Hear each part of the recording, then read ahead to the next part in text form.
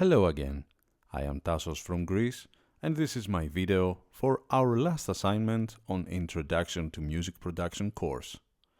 Today I will explain the usage of the most important synthesis modules that are first oscillator, second LFO or low frequency oscillator, the filter, the amplifier, and last the envelope. I liked the synth that our instructor Loudon Stearns used in our course, so I made a search and found out that it is a synth called EduSynth.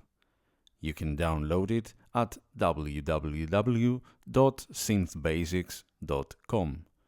I will use that for this lesson. Let's begin with the oscillator, which is the module that creates the sound in 5 waveforms: sine wave, sawtooth, square, triangle, and noise. Here we see the EduSynth interface. I will play a note so you can hear the difference when we change waveforms. Here is for the sine wave, for the sawtooth, for the square,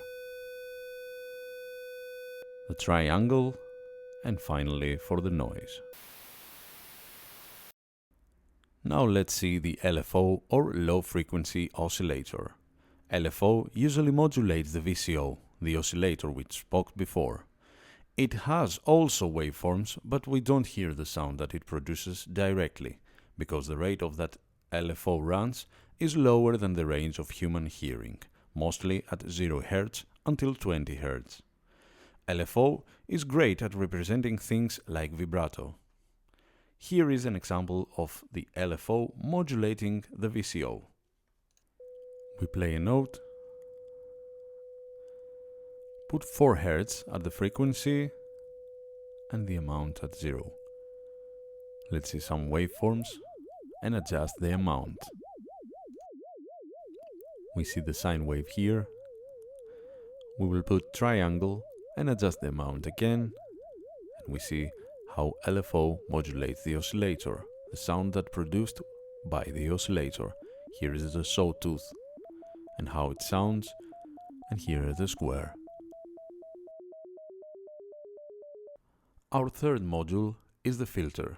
After the sound is produced by the oscillator, it goes to the filter, and from there we can achieve sound effects by changing and adjusting the filter parameters. Let's see it working on some filter types in this example.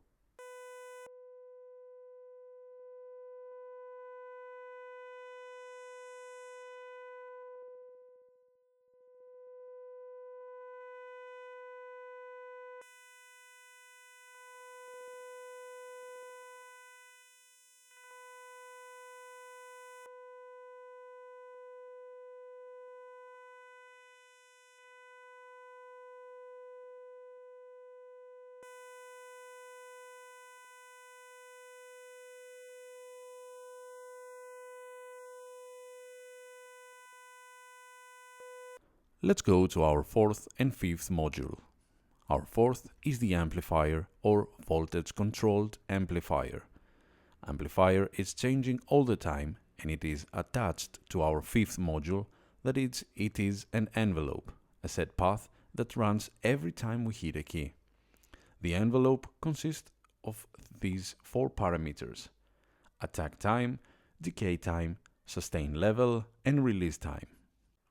Attack time is the time it takes for the sound to reach the peak level when the key is pressed. Decay time is the time it takes for the subsequent to run down from the peak level to the sustain level. Sustain level is the level of the sound we hear until the key is released. And finally, release time is the time it takes for the sound to fade out to 0 after the key is released. Let's see an example. To help you understand this example, I want to inform you that this yellow line here in this section of amplitude envelope is when a note is pressed or a key is pressed. When it's black, there is no note. Let's adjust some parameters of attack time, decay time, sustain level, and release time to see this example.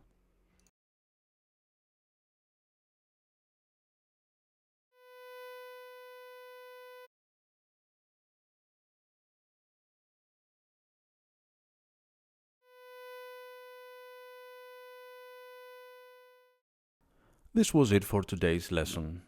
Thank you for watching my video for our last assignment on Introduction to Music Production course here on Coursera.org. Until next time, have fun and take care. Bye bye.